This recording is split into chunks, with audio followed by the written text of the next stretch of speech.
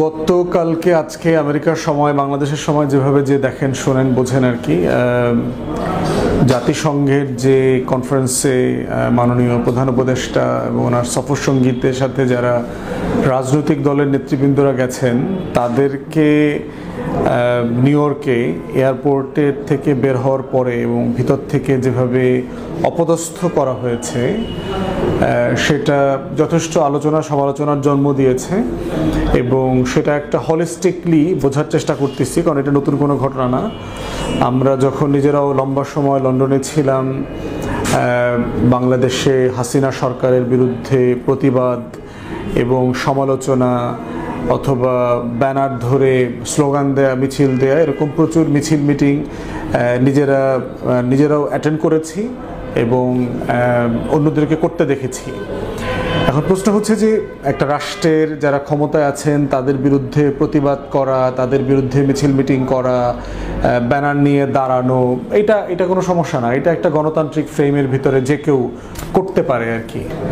কিন্তু আমার বিদেশের প্রবাসের জীবনে আমি যেটা দেখেছি যে বিভিন্ন রাজনৈতিক দল এই প্রতিবাদটাকে যেখানে নিয়ে যায়, যেমন আমি নিজে দেখেছি যে শেখ হাসিনা যখন লন্ডনে গেছে এরকম প্রচুর ছবি দেখেছি, ভিডিও দেখেছি, তার গাড়ি বরাবর জুতা মারা, শেখ হাসিনাকে টার্গেট করে ডিম মারা, তারপরে স্যান্ডেল ছুঁড়ে মারা, এটা খুব কমন প্রতিবাদ আমরা দেখেছি আর কি। যদিও পার্সোনালি আমি এই ধরনের প্রতিবাদ পছন্দ করি না। আমি ব্যানার ধরে রাস্তার পাশে ওই দেশের নর্মস মেনে যেই প্রতিবাদটুকু করা যায় ততটুকু করার পক্ষে।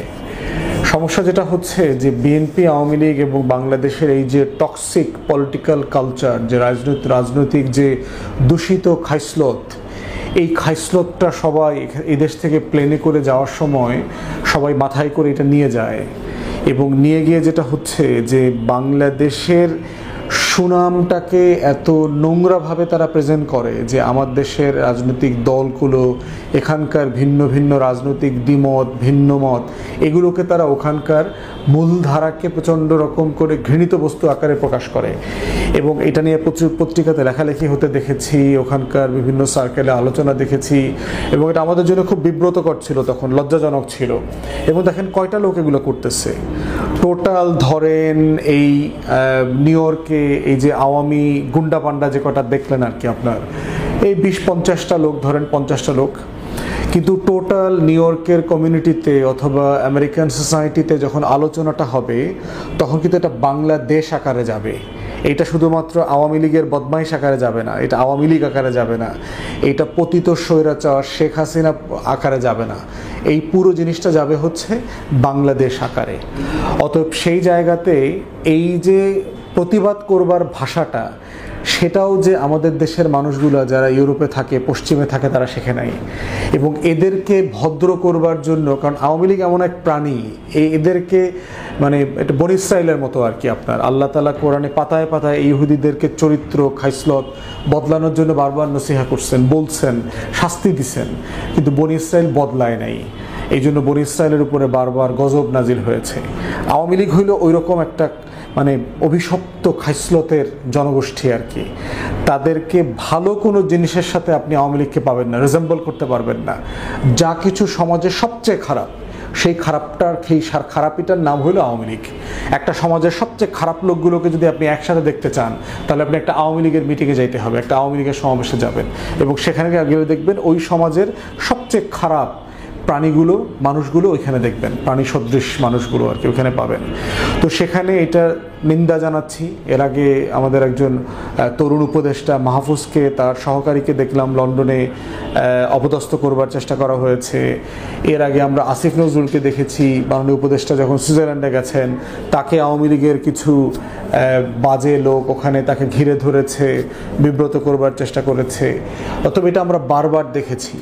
নীতিগতভাবে আমি যে কোনো সরকার রাষ্ট্রের প্রতিবাদ করা, তার বিরুদ্ধে কথা বলা, তার বিরুদ্ধে মিছিল মিটিং করবার অধিকারে বিশ্বাস করি। কিন্তু আমি এটাও বিশ্বাস করি যে প্রবাসী আকারে আপনার আচরণ যেন সৌজন্যের মধ্যে থাকে। আপনি যে সমাজে থাকবেন সেই সমাজের যে গ্রামার আছে সেই গ্রামারের মধ্যে থাকে।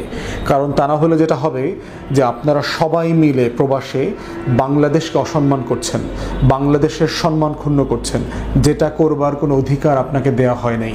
আমরা বাংলাদেশিরা আপনাদেরকে দেই নাই, বাট প্রতিবাদ করবার অধিকার দিয়েছি। ইউনূস সরকার আমাদের যে কারো ব্যাপারে আপনারা ব্যানার ধরে প্রতিবাদ করেন, স্লোগান দেন, কোনো সমস্যা নাই। এটা হচ্ছে আমাদের প্রথম বিষয়। এর সাথে হচ্ছে এখন প্রশ্ন হচ্ছে যে বিদেশে রাজনৈতিক দল, রাজনৈতিক সংগঠন এবং বাংলাদেশের শাখা সংগঠন রাখার বিষয়টা নতুন করে এখন ভাবা দরকার তর্ক আকারে। যেহেতু বাংলাদেশে আমরা এখন সংস্কারের আলাপ তুলছি, রাজনৈতিক দলগুলো নিয়ে কথা বলছি, তাদের ভিতরকার গণতন্ত্র নিয়ে কথা বলছি, আর্থিক স্বচ্ছতা নিয়ে কথা বলতেছি, নির্বাচন কমিশনও এই বিষয়টাকে মাথায় রেখে সিরিয়াসলি প্রবাসী রাজনৈতিক সংগঠনগুলোকে ডিসলভ করবার জন্য চিঠি দেওয়া দরকার। এবং সেখানে যদি আমার দলের তরফ থেকে আমাদের যে সংগঠন আছে, টিম আছে, এগুলোকে ডিসলভ করে দেওয়া লাগে, আমরা অফিসিয়ালি এগুলোকে ডিসলভ করে দেব। এবং বড় বড় অন্যান্য রাজনৈতিক দলও ডিসলভ করতে হবে। কারণ এই অন্যান্য অনেক দেশ দেখেন, তারাও ওই দেশে থাকে, যেমন ইন্ডিয়ানদের কি দেখেন, ইন্ডিয়ানদের তো ওখানকার রাজনৈতিক সংগঠনের শাখা সংগঠন নাই, পাকিস্তানেরও নাই, কিন্তু ইন্ডিয়ানরা কি তার দেশের জন্য কাজ করছে না? পাকিস্তানিরা কি তার দেশের জন্য কাজ করছে না? শ্রীলঙ্কানরা কি তার দেশের জন্য কাজ করছে না? করছে তো। তাহলে বাংলাদেশিদের কেন ওখানকে শাখা সংগঠন থাকতে হবে? অতএব সেই জায়গাটাতে আমরা সিরিয়াসলি প্রস্তাব করছি নির্বাচন কমিশন এবং সরকারকে প্রয়োজনীয় আইনি পদক্ষেপ নিয়ে প্রত্যেক রাজনৈতিক দলকে চিঠি দেওয়া দরকার। চিঠি দিয়ে অফিসিয়ালি তাদের রাজনৈতিক কমিটি যত কিছু আছে সব কিছু বিলুপ্ত করে দেওয়া দরকার। কেউ যদি ওখানকার কেউ রাজনীতি করতে চায়, তাকে বাংলাদেশের সংগঠনের সরাসরি সদস্য হতে হবে এবং এটা একটা প্রোটোকল তৈরি করতে হবে। এবং এটা যদি তারা বাস্তবায়ন না করে, না মানে, তাহলে সেটার জন্য দ্রুততর সময় একটা ব্যবস্থা এবং একটা শাস্তির ব্যবস্থা করতে হবে। থার্ড হচ্ছে মাননীয় প্রধান উপদেষ্টা তার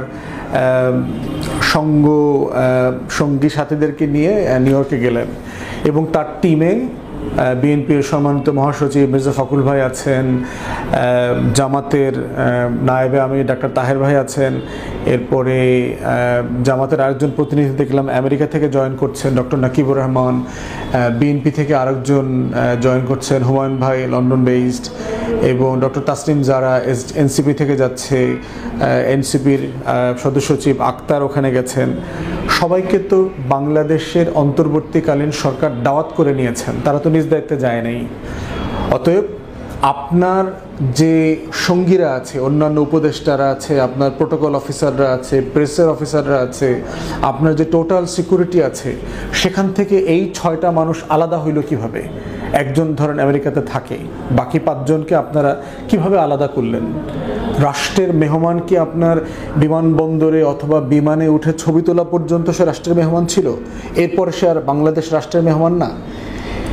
এইটা কি পরিমাণ ইররেসপন্সিবল একটা আচরণ আপনারা করলেন, যেটা কোনোভাবেই কাঙ্ক্ষিত না, কোনোভাবেই মেনে নেওয়া যায় না। আপনি বিমানবন্দরে নেমে আপনার সুটকেস নিয়ে আপনি গাড়ির বহর নিয়ে বের হয়ে চলে গেলেন, নিরাপদে চলে গেলেন, আর রাজনৈতিক দলের নেতাদেরকে ডিমের মুখোমুখি হইতে বললেন, চিৎকার চেঁচামেচি স্লোগানের মুখোমুখি করলেন। এটা কি ধরনের ভদ্রতা হইল?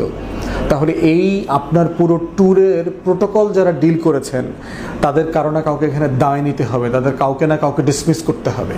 তো এই জন্য প্রধান উপদেষ্টাকে অনুরোধ করছি, পররাষ্ট্র উপদেষ্টাকে অনুরোধ করছি, ইমিডিয়েটলি আপনারা এই বিষয়টা আপনারা তদন্ত করবেন এবং বিচারের ব্যবস্থা করবেন। এবং যে ভাষায়, অশ্রাব্য ভাষায় আমরা মির্জা ফখরুলকে গালাগালি করতে দেখেছি, আমরা আক্তার এবং জারাকে যেভাবে অশ্রাব্য ভাষায় গালাগালি করা, ডিম ছুটতে দেখেছি, জামাতের ডাক্তার তাহের ভাইয়ের ব্যাপারে যেভাবে অশ্রাব্য ভাষায় গালাগালি করতে দেখলাম, জয় বাংলা, রাজাকার বলে যে স্লোগানগুলো দেখলাম, এবং এগুলো তো সিসিটিভিতে ফুটেজে আছে সব কিছু। তো এই যে রাষ্ট্রের অতিথিদেরকে অসম্মান করবার সুযোগ করে দেওয়া হলো, এর প্রত্যেকটা দায় এই অন্তর্বর্তীকালীন সরকারের এই আয়োজনের সাথে যারা ছিল তাদেরকে নিতে হবে। এবং দুঃখজনকভাবে দেখলাম যে মির্জা ফখরুল ভাইকে নেবার জন্য বিএনপির লোকজন নাই ওখানে। এখানে পুরো লম্বা পথ, এমনিতেই উনি মুরব্বী মানুষ, অসুস্থ মানুষ, ওনার হাঁটতে কষ্ট হয় আমরা জানি, ওনাকে এত লম্বা পথ হাঁটায়া এই অপমানজনক স্লোগানের মাঝখানে রেখে এরপরে পর্যন্ত নিয়ে যাওয়া হয়েছে। আক্তারের গায়ের উপর তো ডিম ছুটতে দেখলাম, এরপরে ডাক্তার জারাকে নিয়ে তো বাজে বাজে কথা বলতে দেখলাম। শুধু একমাত্র দেখলাম জামাতের লোকজন এসছে, সাবেক শিবিরের নেতৃবৃন্দরা ওখানে এসছেন এবং ডাক্তার তাহের ভাইকে আপনার প্রোটোকল দিয়ে তারা সেফলি নিয়ে গেছেন এবং সেই শুধু সম্মানের সাথে বের হয়েছে। তো মির্জা ফখরুল, আপনার বিএনপি নেতৃবৃন্দ কোথায়, বিএনপির লোকজন কোথায়? তারা গেল না কেন আপনাকে রিসিভ করবার জন্য? এবং কোথাও শুনলাম যে বিএনপির লোকজনই ভিতরে কিছু চক্র আছে যারা পরিকল্পিতভাবে মির্জা ফখরুলকে এই অপমানজনক পরিস্থিতির মধ্যে ঠেলে দিয়েছে। কোথাও পড়লাম যে বিমানের এক্সিট থেকে সেই বিশাল কার পার্ক পার হয়ে প্রায় 1 কিলোমিটার দূরে নাকি বিএনপি নেতাকর্মীকে রাখা হয়েছে, ওখানে নাকি যাওয়া যাবে না এরকম বলা হয়েছে। তো আওয়ামী লীগের লোকজন ওখানে গেল কেমনে? ওখানে জামাতের লোকজন ওখানে গেল কিভাবে? তাহলে তো যেতে পেরেছে কোনো না কোনো ফর্মে। অতএব বিএনপিকেও বোঝা দরকার যে আপনাদের মহাসচিবকে অসম্মানিত করলেন কিনা সেটা আপনারা আপনাদের জায়গা থেকে বিবেচনা করবেন এবং এটা করার পিছনে আপনার দলের লোকজন জড়িত কিনা এটাও দেখবেন। আমরা গত 16 বছরে বারবার দেখেছি যে এই জিয়া পরিবারকে তার সম্মান মর্যাদা ধরে রাখার জন্য যারা সবচেয়ে কম চেষ্টা করেছে তারা তার দলের লোকজন, যারা অনেকেই চায় নাই তারা যে তারেক রহমান দেশে ফিরে আসুক, বেগম খালেদা জিয়া মুক্ত হোক, শহীদ প্রেসিডেন্ট জিয়াউর রহমানের অরিজিনাল জাতীয়তাবাদী দিল্লির আধিপত্যবাদ বিরোধী রাজনীতিটা প্রতিষ্ঠিত হোক, সেটা তারা অনেকেই চায় নাই। এখনও এই বিএনপির ভিতরে কিছু কুচক্রী আছে যারা মানে সচেতনভাবে দিল্লির পলিটিক্সটা প্লে করবার চেষ্টা করছে। তো তারাও এখানে কেউ ইনভলভ কিনা এই পরিস্থিতি সৃষ্টি করবার পিছনে সেটা আপনাদের পক্ষ থেকে আপনারা খতিয়ে দেখবেন দয়া করে, কারণ এটা কোনোভাবে সম্মানজনক না। সর্বশেষ হচ্ছে যে এই টোটাল প্রসেসের ভিতরে দেখলাম যে বাংলাদেশের যারা ওয়াশিংটন যে দূতাবাস আছে সেখানে কাজ করেন এমন বেশ কিছু লোকের নাম আসছে সেখানে, এবং নিউ ইয়র্কে জাতিসংঘের যে স্থায়ী দপ্তর আছে এই দপ্তরের কয়েকজন কর্মকর্তা কর্মচারীর নাম আসছে, এবং যারা একসময় কোনো না কোনো ফর্মে শোয়েব আবদুল্লাহ নামে একজনের নাম আসছে, সে ঢাকা বিশ্ববিদ্যালয়ের ছাত্রলীগের নেতা ছিল, পদস্থ নেতা ছিল, তার নাম আসছে। এই ধরনের লোকরা চাকরিচ্যুত এখনো হইল না কেন? কিভাবে সম্ভব এটা করা? অতএব পররাষ্ট্র উপদেষ্টাকে সিরিয়াসলি এই প্রশ্নগুলোর উত্তর দিতে হবে যে আপনারা এই রকম একটা গুরুত্বপূর্ণ সফরের এই মিসম্যানেজমেন্টটা কিভাবে করলেন। এর আগেও আমরা দেখেছি যে গত বছর যখন প্রধান উপদেষ্টা গেছেন সেখানকার আমাদের যে দূতাবাস আছে, জাতিসংঘে আমাদের যে স্থায়ী দপ্তর আছে, তারা সাফিসিয়েন্টলি তাকে সাপোর্ট করেন নাই, হেল্প করেন নাই। তো এই যে আওয়ামী চেলা চামুন্ডারা এখানে রয়ে গেছে সেই বিষয়গুলোর প্রত্যেকটা আলাদা আলাদা করে খণ্ডন করে করে আমাদের খতিয়ে দেখা দরকার যে কোথায় কোথায় পলিটিক্স রং হয়েছে। এবং সর্বোপরি দেখেন যে গণ অভ্যুত্থানে পরাজিত যে শক্তি তাদেরকে রাজনীতি নির্বাচনে নিষিদ্ধ করাটা কত জরুরি হয়ে গেছে। কারণ 1 বছরের মাথায় গণ অভ্যুত্থানের পক্ষের লোকদের পিছনে তারা কিভাবে চড়াও হচ্ছে, তারা তাদেরকে অপমান করছে, অপদস্থ করছে, হেনস্থা করছে। যদিও যেই আওয়ামীটা আপনার ডিম ছুটছে তাকে গ্রেফতার করা হয়েছে জ্যাকসন হাইটের কোনো একটা রেস্টুরেন্ট থেকে, আমরা অনুরোধ করব সিরিয়াসলি এর আগেও যারা আমাদের ওখানকার অ্যাম্বাসিতে অ্যাটাক করেছে, ভাঙচুর করেছে, তাদেরও নিউ ইয়র্ক পুলিশ, ওয়াশিংটনের পুলিশ কয়েকজনকে গ্রেফতার করেছে, আমরা এটাকে স্বাগত জানাই। তবে সিরিয়াসলি অন্তর্বর্তীকালীন সরকারকে এটার প্রশ্নের উত্তর দিতে হবে যে টোটাল সফরের এই প্রোটোকলটা কিভাবে তারা মিসহ্যান্ডেল করেছে। কারণ তারা গ্র্যাজুয়ালি দেখতে পাচ্ছি যে গণ অভ্যুত্থানের পক্ষের শক্তিগুলোকে মৃত্যুর মুখে ঠেলে দিচ্ছে, তারা হেনস্থার মুখে ঠেলে দিচ্ছে দেশে এবং বিদেশে, এবং এই ব্যাপারগুলোতে তারা কোনো সিরিয়াস অ্যাকশনে যায় নাই। যেভাবে ভিপি নূরকে আমরা দেখলাম যে তাকে যে আহত করা হয়েছে, কোনো পুলিশ সদস্য, সেনা সদস্যকে এখনও ডিসমিস করা হয়নি, কোনো মামলা হয়েছে কিনা আমরা জানি না, যদিও তাকে আজকে দেখলাম সিঙ্গাপুরের ট্রিটমেন্টের জন্য পাঠানো হয়েছে। অতএব এই যে প্রত্যেকটা বিষয় যে গণ অভ্যুত্থানের পক্ষের শক্তিগুলোকে কীভাবে দুর্বল করা যায়, হেয় করা যায়, ছোট করা যায় এবং তাদেরকে মৃত্যুর মুখে ঠেলে দেওয়া যায়, আওয়ামী লীগের ফাঁদে ঠেলে দেওয়া যায়, সেই বিষয়গুলো এই অন্তর্বর্তীকালীন সরকারকে উত্তর দিতে হবে। যারা যারা উত্তর দেওয়ার জন্য প্রস্তুত নন, মনে রাখবেন দ্বিতীয় গণ অভ্যুত্থান আপনাদের পিছনে আবারও লেগে আছে। এই মানুষগুলো আবারও ঘুরে দাঁড়াবে। এই দিল্লির আধিপত্যবাদের বিরুদ্ধে নতুন বাংলাদেশ গড়বার যে লড়াই, এই আজাদির লড়াই চলছে, চলমান আছে, এবং কোনোভাবে আমরা এখান থেকে পিছু হটব না। ধন্যবাদ।